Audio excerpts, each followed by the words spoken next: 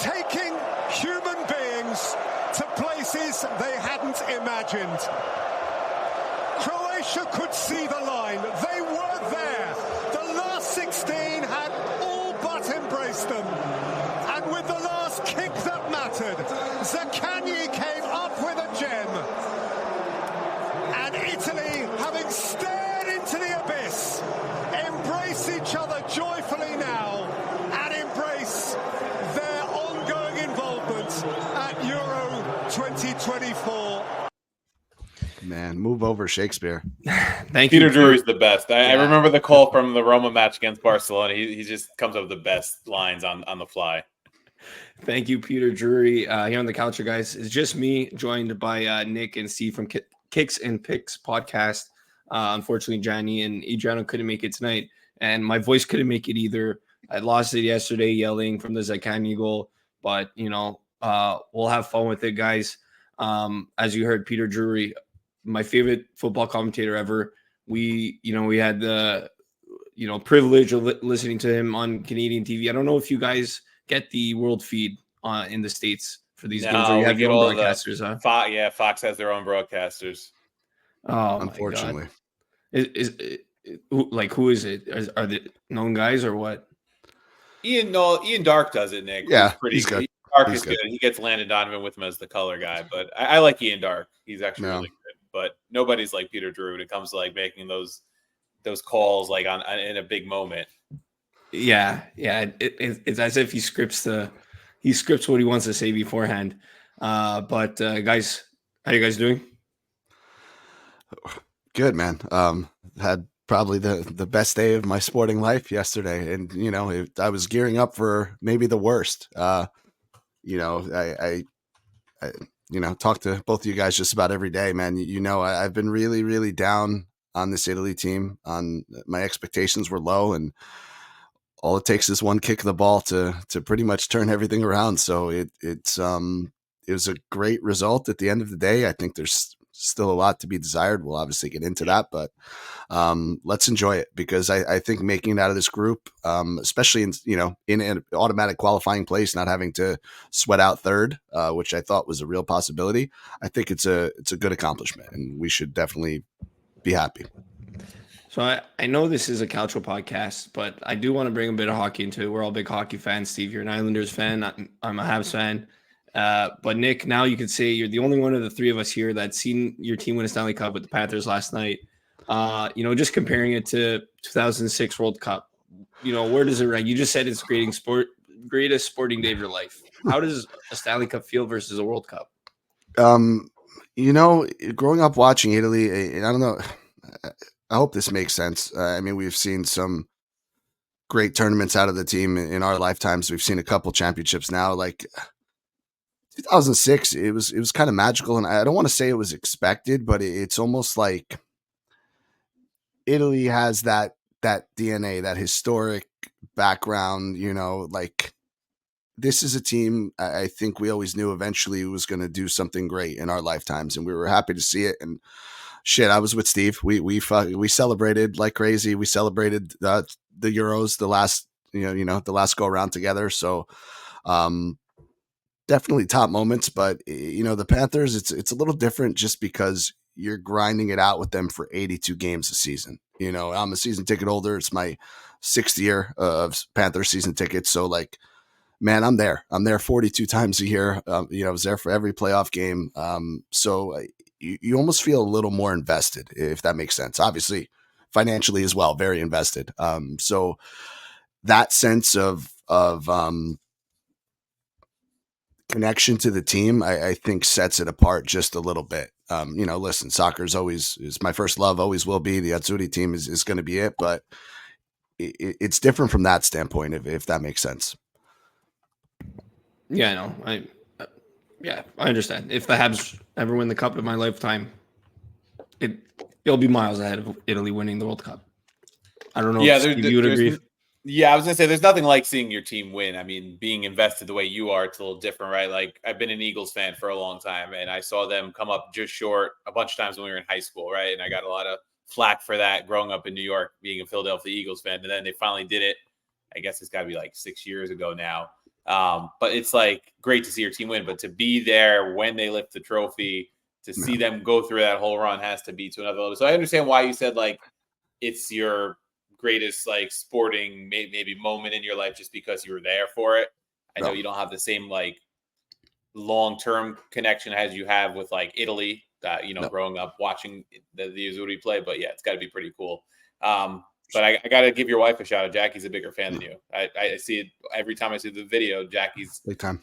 Jackie couldn't even answer me last night at text because her hands were shaking too much. So, but no, it's cool stuff. And as long as it's not the Rangers, I'm okay with it. But yeah, back to the Euros. We didn't record an episode after the Spain game, which is probably a good thing because it probably would have been completely negative. I think, all the Azzurri fans were just left complaining.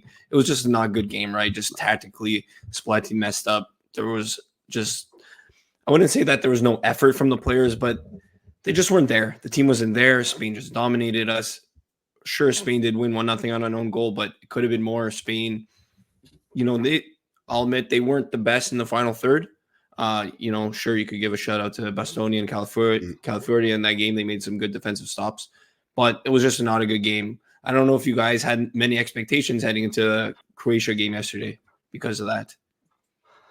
I mean, I expected Italy to get the job done and at least get the draw. So with the way the match was playing itself out, I was a bit disappointed for the most part until they got that Zaccagni goal, which was, sort of a miracle in itself because of when it happened, who did it. Like he hasn't been heavily involved yet.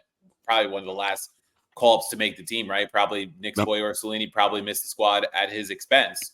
Or, it was his expense for Zaccagni to make the team. And it turns out that, these guys find their moments. And I don't want to say this is like a prelude to something bigger because it's still a long way off. It's like a 4-game knockout to win the final now with this expanded tournament, but it's like you need every player to find a little role. I think back to 2006 and you think of Fabio Grosso. Like I didn't even really realize who Fabio Grosso was before that tournament, right? I was just getting into Serie A like a year or two before, like wasn't that familiar with that many players yet. And then like, here's this guy Grosso, who's a left back scoring one of the biggest goals in Italy history. Right.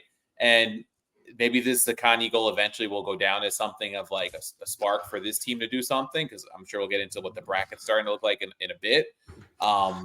But after Spain, I still expected Italy to do something because Croatia hasn't been that good. It was more because Croatia wasn't impressive than I was overly impressed with Italy. Like going back to the first match, they gave that super quick goal and then they bounced back pretty quickly, which was good to see because, they got sucker punched and rebounded quickly and got those 2 goals. But Italy had like 45 to 60 good minutes in that Albania match, a match that you expect them to dominate. I didn't really expect them to beat Spain. I was, praying they could keep it tight. And thanks to Donnarumma and the center backs, they did keep it tight and kept Spain at bay outside of an own goal, which was kind of fluky. And, you feel for Califuori a little bit there because he did play it. He's been really good overall for the most part. I don't think he's all, these memes you see with the aura of the Maldini, like that's got to slow down. Like he has had his moments of mistakes, but just going back to Croatia, like Croatia got hammered by Spain, right? Like, so I thought this Italy side was at least good enough to get a draw, and they did in the end, but I expected a little bit better. I wasn't thrilled with the substitutions at halftime, like taking Pellegrini off for Frattesi. I wasn't crazy about. I know I'm a little biased being a Romanista. Pellegrini's one of my favorite players, but like you take off, you finally have him in a trequartista position in this formation you're playing, and then you pull him for Frattesi, who I didn't think was very good the first 2 matches. Some of the subs were a little, head scratching, and then I think they got a little defensive at points, right? Because Frattesi is a little more box to box than Pellegrini, and you start making those moves, and like, then by the time you needed the goal, there wasn't a lot of time to do it, and luckily he threw on everybody, and it worked out in the end. But like, I'm looking at Di Lorenzo, he's not playing well, and like some of these guys, I don't know. We'll get into that selections, I guess, a little later, but. Going back to your question, I did expect them to get a result, which thankfully they did. Yeah, it's interesting. You look at every game, and you could liken it to like a Juve discussion. Like what's an important takeaway from the game? Is it how we played, or is it the end result? And if you look at the end result against Albania, it's great because they got the 3 points that they needed, right? absolutely 100% the only result that was ever going to suit us. And then you look at Spain, and the result doesn't look that bad. But if you talk about how we played, it was one-way traffic. It was about as we expected. I was tweeting memes from the first time when I saw Spain play Croatia and we played Albania. I'm like, we're going to have absolutely no answer for Yamal and Williams. These guys are going to tear us apart. And that happened from minute one. So Steve mentioned Donnarumma, obviously immense, the difference. So, what's a good takeaway from that game? I guess not getting embarrassed, but, at times it's frustrating because it's not even like we were playing the same sport, right? They just completely outclassed us, but we let them. And that goes to the squad selection. That goes to Spalletti. We'll get into it for sure. Yesterday, same thing, right? It's disappointing because I don't think we played particularly well. I mean, we did. I think we outplayed Croatia, but Croatia's been terrible. So disappointing from that standpoint, but it's great because we got the 1 point we needed. Not how any of us drew it up, not how any of us expected it, but I guess ultimately the results are as good as we could have asked for through 3 games, right? A win, 1 goal lost to a potential tournament winner, and a draw. Yeah, and I remember texting you at halftime saying, not a bad half, pretty solid. We looked like the better team in the first half. Just can't concede the first goal because that might put us in trouble. And we end up conceding the first goal, and it did put them in trouble for 97 minutes, really. Yeah, and you know what, Nick? Before the tournament, if you would have told me Italy would beat Albania 2-1, lose to Spain 1-0, tie Croatia 1-1, I'd be like, yeah, that's likely what's going to happen. Yeah. But like you said, it's the way they got there.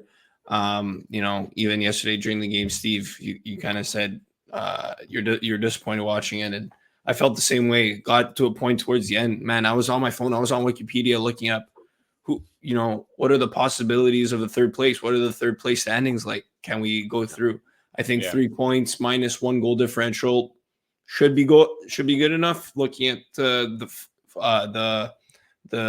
4 to the 6 best third place teams. Croatia with 2 points, they're officially eliminated actually. But I think Italy could have gone through as a third place, but regardless, at the end of the day, it's that Zaccagni goal that sends Italy through. With yesterday's game, even just the switch to the 3-5-2, I don't know what you guys thought about that, because I feel like, watching Italy, the Albania game was fine, but again, no disrespect to Albania, but it's Albania, right? Yeah, it's not a top team, and you saw those flaws against Spain with the 4-3-3, and I feel like Spalletti was trying to force the 4-3-3, and I was a bit surprised heading into the first game that he'd even choose that formation, because it felt like the team selection for this tournament was based on a 3-5-2. And me and Adriano and Gianni, we spoke about that before the tournament. And if that's what it felt like, that's what he was going to go for. And then suddenly 4-3-3, because he wants to be like Napoli. So when he changed to 3-5-2 yesterday, I was happy. Obviously the one thing is Chiesa doesn't fit into the 3-5-2. You saw there's a reason why he didn't start. He was fine coming off the bench. But for me, I'm happy Spalletti actually did it, because it's so easy for a coach to be stubborn and be like, no, we're going to go back to the 4-3-3 versus Croatia. But to make that change on the last game of the tournament when you need at least a draw, for me, that's brave. And it paid off. If it didn't pay off, there'd be a lot more criticism, but it paid off. I don't know if you guys feel the same about the formation change. Yeah, and I'll say the other thing that paid off is that towards the end, he basically threw on every attacking player we had. You know what I mean? Like he subbed out defensive guys, but like that's not something you're used to seeing Italy do. So I guess we have to give Spalletti a little bit of credit for that. But I agree, Nico. I mean, you guys know me well enough. I can sit here and trash the 4-3-3 for the next 2 hours. I hate it. I think it's the worst possible formation for international football. It's very easily defended. And it just doesn't work out. Like you said, I don't think our strikers are suited to it. This 3-5-2, which I guess if we were winning or if we needed a draw, if we were playing that type of way, it could have switched to a 5-3-2 pretty easily. So that to me seemed like it was what Spalletti was looking for. But yeah, our attacking players, I mean, like, I just feel like there's no good way to line them all up. And I don't know what you guys think. Is that just a lack of quality? Is that just a Spalletti thing? I mean, I couldn't understand Raspadori being in this game at all. I thought he was terrible. And, can we go to Retegui and Scamacca together? I don't know. I just there's something missing no matter what the formation is, I guess, is my thought. Yeah, I'm glad he made the switch because, like you said, the 4-3-3 did not look good against Spain. I mean, no matter what they did against Spain, it probably would have been difficult. Maybe the 3-5-2 would have done a little bit better in terms of just defending Spain.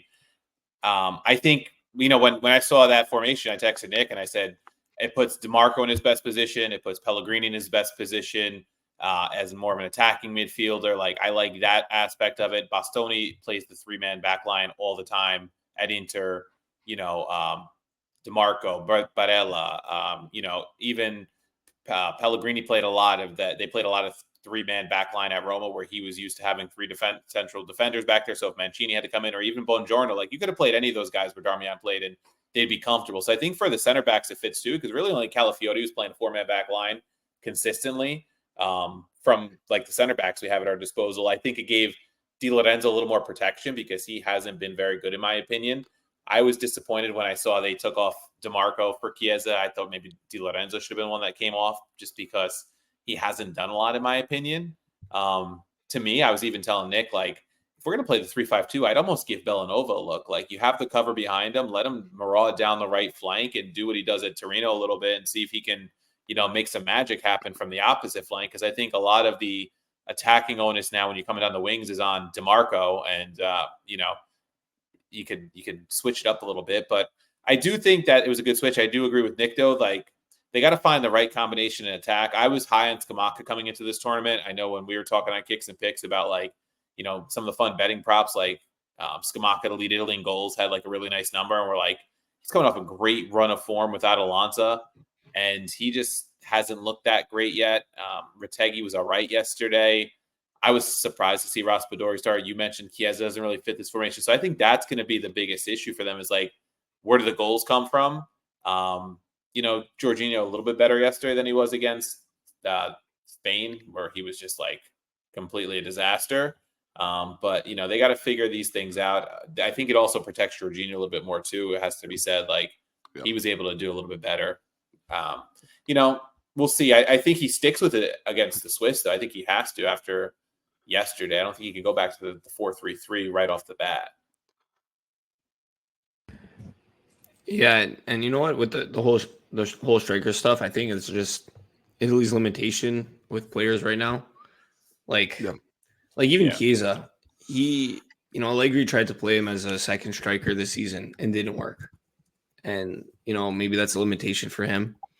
Raspadori was okay. I did like Retegui and Scamacca. I like him for hold up. I'm not a huge fan of him as a finisher unless you're gonna cross the ball in and just let him head it in. Mm-hmm. It's either that or you could bomb him from outside the box, right? Which is another strength. But he's not like, I know what you're saying in terms of finishing. Yeah, but you know what? He did a good job in the first 2 games. His hold up play was good. That's also what you needed for 4-3-3, right? Yesterday he came on as a sub, but it was pretty late. I forget exactly what time he came on. But regardless, the two subs on the wings, take out Darmian and DeMarco, bring on Chiesa and Zaccagni, and it paid off. Calafiori rampaging here. Zaccagni! Salvation! The Azzurri reach for the skies! Unfortunately, there was a glitch with speaker. You didn't hear the whole Peter Drury call. Let me try to play it again for you guys because I know, Steve, you're a huge fan. Calafiori rampaging here. Zaccagni! Salvation! The Azzurri reach for the skies! Oh, what a beauty. What were you guys' reactions to that goal? I mean, lovely goal. I started seeing like the Del Piero connections to the 06 goal he scored against Germany, like similar style goal. on the break. Very, very nice finish from Zaccagni. He's playing for Italy now, so I can root for him because I'm not going to root for him in Serie A. I'm playing for Lazio, but very nice goal. And I have to give Calafiori a lot of credit on that run. He made a great run to set him up. I mean, this is the guy who's playing center back. I think that comes back to his upbringing as a left back at Roma, right? He didn't really shift to center back till he got to Bologna. And you can kind of see that fullback mentality where he made that run. And I know Mota used him a little bit as a hybrid this year. It was a great play by him. And, to make that gut-busting run in the 98th minute after playing a full match and make that pass, it was a really nice play all around. It's like it took desperation to get it out of them. Like, you'd love to see a play like – and obviously Calafiori's not going to push that hard in the middle of the match, as one of the center backs. Maybe the three-man back line he can a little bit, actually. But, you want to see a little bit more of that counterattacking, like, onus a little bit here and there, and maybe that attacking onus, but – just a lovely goal, lovely finish from Zaccagni. So I had to watch the second half on my phone in the car on the commute home. I had my wife driving because we work in the same school. I'm like, you're driving Monday because I got to watch the second half on our commute home. And literally, as we pulled in the driveway, he scored, and I screamed and scared the shit out of it. Thankfully, the car was in park already. But it was a great finish. And at that point, you're almost out of hope, right? You're almost hopeless by that point that they scored, which makes it even more exciting. Yeah, it really was out of the blue. It was last kick of the game. They were struggling in those last minutes. I mean, we're lucky here in Quebec. Yesterday's was a holiday, so we had it off, and so we had the opportunity to watch it together, and it was so much fun.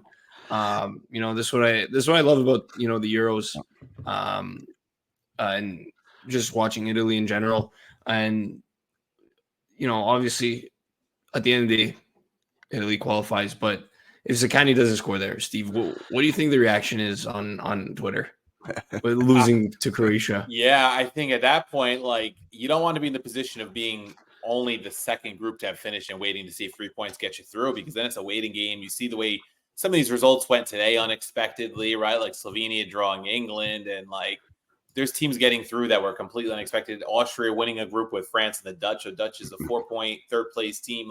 We would have been sweating it out to tomorrow, and we may or may not have gotten in. And then it's is Spalletti still around? Because what's the reaction from the federation after that, right? Do they stick with them into qualifying? Right. And Spalletti's the manager I like. His time at Roma was very good. He didn't get to win a Scudetto like he did at Napoli, but he won some Coppa Italias and had one of Roma's best seasons. They just ran into a very good Juventus that year. I think it was Roma's highest point total ever.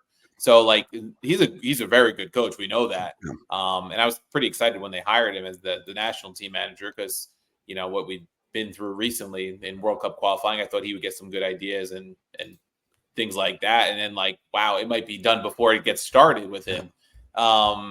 So I think the Twitter reaction would have been crazy. I think the Italian media would have been a wreck, right? He probably leaves on his own.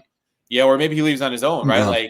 After the glory of 3 years ago, and then Mancini failing then to even qualify for the World Cup, we need something to build on here. And a group stage exit would not have been that. Even a third place exit and then running into one of the favorites would not have been ideal, right? You run into, I don't know who the third place teams to run into, but it would have been not good for Italian football. And it's different. You could compare it to the U.S. situation where if the U.S. doesn't get out of this Copa America group and maybe, do that, then it's a disappointment for the U.S. But as a U.S. fan, you're that would maybe mean the end of Berhalter. Maybe that's not the end of the world. It's different with Italy. You kind of want to see what Spalletti can do with this group. You know what I mean? I don't want it to end that quickly. And, thankfully it won't. I mean, the reality is it would have been catastrophic, just plain and simple, right? I mean, we talked about it when we previewed it on our pod. I said it was going to take 4 points to get out of this group. I assumed 4 points meant third place, to be completely honest with you guys, because I didn't think Croatia was going to go winless. But 4 points was the minimum. And guess what? The result is kind of all that matters here. But if we don't get that goal, you're talking about 2 straight World Cups missed, a Euro that's sandwiched in there with a win, which is fantastic. But if you're talking about not making it out of the group stage as defending champs, we're a laughing stock, right? And now all of a sudden, the World Cup in 2010. Yeah, exactly right? like that. And No, that started the downfall, really, right? We had like Yep. a couple good Euros mixed in there, but like 2010, then it led into 14, and then like we haven't been to the World Cup since. Like, Italy made that final in 2012 Yep. and then got demolished by Spain. I think Mota got hurt, they had a red card, whatever it was, and like it got ugly. But then like they've kind of overachieved in the Euros the past few times, which has kind of masked how bad they've been in World Cup qualifying. Kind of like every 2 years we kind of forget that they didn't qualify for the World Cup almost because like we just won it and then we made a fine, like it kind of has masked it. And if they had then not get made out of the group here, I think it amplifies the pressure on like the whole federation, really. Yeah. And sorry, Nick, the last thing I'll say on it is like, look at the other teams in this tournament. Nobody really looks that good. Germany does. I think Germany, they have goal scoring issues like everybody else, but nobody looks up to par. France has not looked good. England has not looked good. Portugal has not looked good. Spain's been pretty good, I guess. They swept the group, but we have to adjust the outlook. I told you at the top of the show, I was really pessimistic coming in, and now we don't have it all figured out. We don't have the best team on paper, but I don't know. I've seen weaker teams beat better teams than how we've played so far. So I'm feeling pretty positive. Yeah. Well, it's funny. Towards the end of the game, I was telling the guys I was with, I was like, oh, Allegri would be the perfect next coach for Italy. His tactics are perfect for a 7-game tournament. I was already talking about Spalletti out before the end of the game. But you're right, Nick. Some of the other teams, especially like England, like I don't know if you guys watched the games today, 0-0 for both those 3 p.m. Group C games. That's like terrible. Yeah. And 3 of those teams in the group are going through. So, just kick them all out of the tournament. But I wanted to ask you guys, because we did get a question from our friend Dieter. Who's your player of the tournament so far? And who's your Italian player of the tournament so far? I feel like that's a pretty interesting question because player of the tournament overall is pretty wide open. I wouldn't even know. I would say even Donnarumma for both. Player of the tournament. Definitely for Italy. I don't think there's a close second. No question for Italy. And I haven't watched enough of every other team to really say somebody else for like player of the tournament. And even just looking at like the box scores, you say it's wide open. Like Mbappe's not running away with anything. Like he's had a poor tournament. Like Kane hasn't been bagging goals for England or anything. Like you think of these guys that maybe would be kind of front runners for Golden Boot or something like that. It's like all the memes online, like own goal is heading for like Golden Boot, right? Like there's so many own goals in this tournament. And definitely Donnarumma. You depending on how far Italy goes, you can make a case for him again to be player of the tournament if they go far enough because he has bailed them out. Even yesterday, like on the goal, like he saves a penalty kick. How do you give up that chance 35 seconds later? I don't know.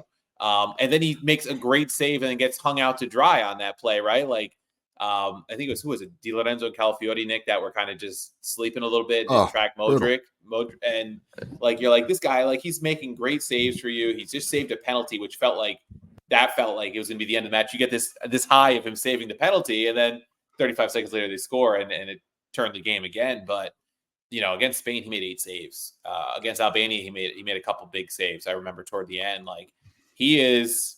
We don't get to watch him a lot at PSG. We know he was good at Milan, but I feel like for Italy he goes to another level. It feels like, and it's a shame we haven't gotten to see him in a World Cup yet, and hopefully we'll get to see it here stateside in North America in 2 years because he's a guy who steps it up in big matches.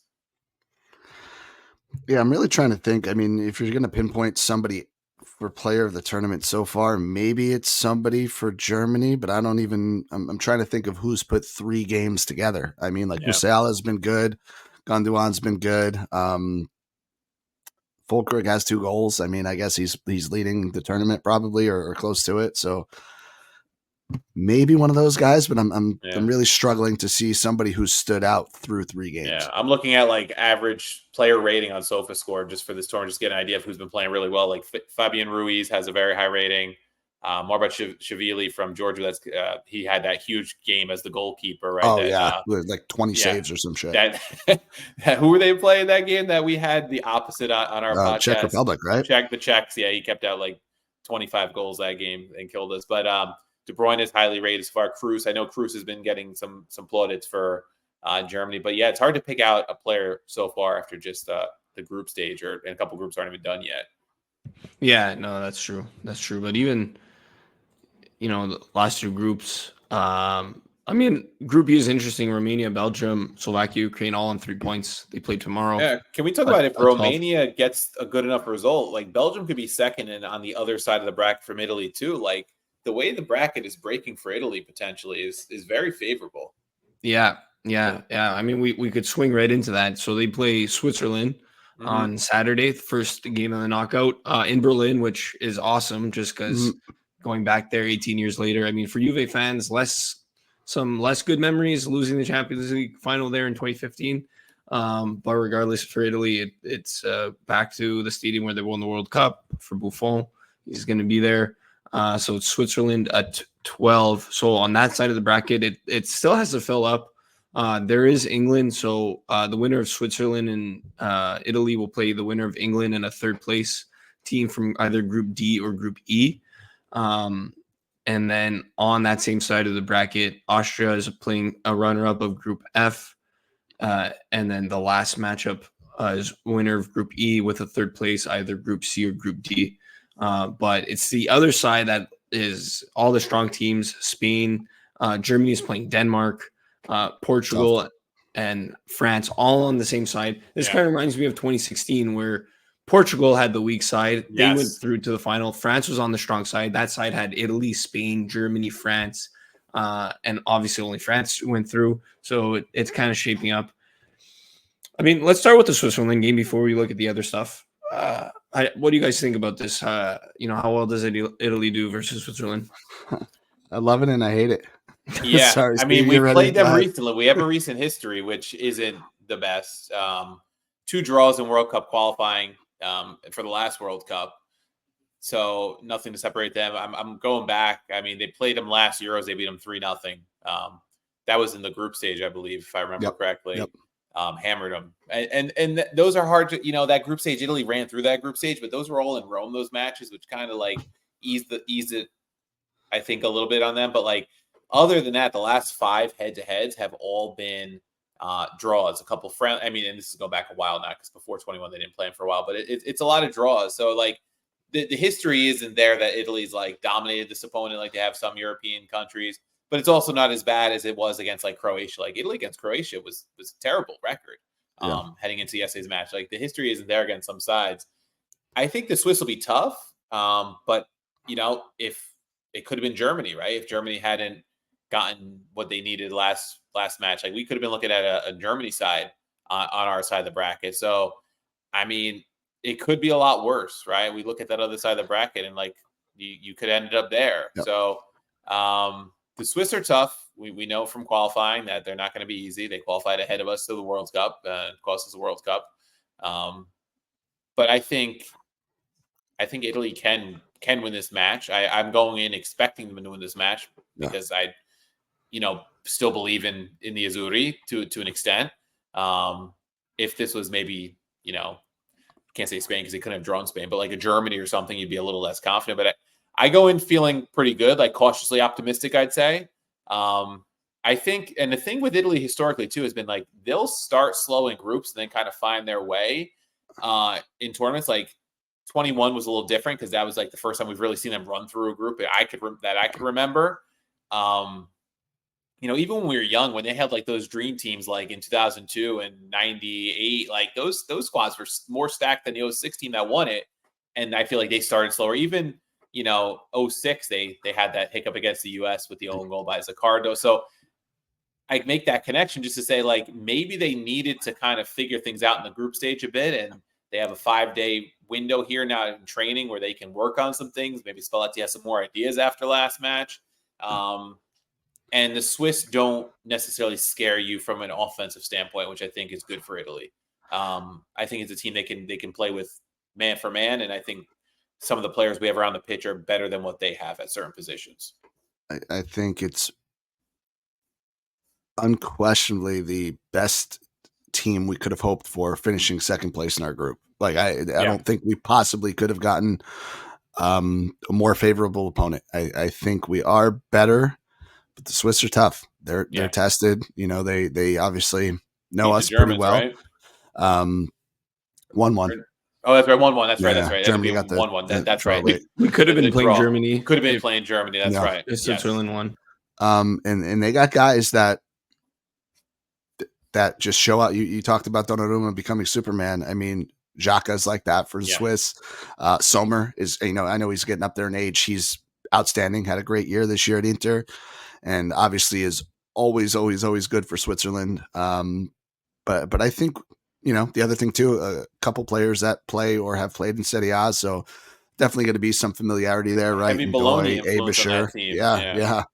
But man, their backline is old. Rodriguez is not young. Shar is not young. I think the guy that's the center back plays for Man City. I don't know that he plays all that much, but he's even 27, 28. So I think that's where we have to really put them in difficulty. Because just down the middle, they're old, right? Freuler and Xhaka, good performers, but you're talking about a combined age of 62, 63. So we're going to just need to take the game to them, run at them heavy, utilize our attacking players, and try to make quick work of it.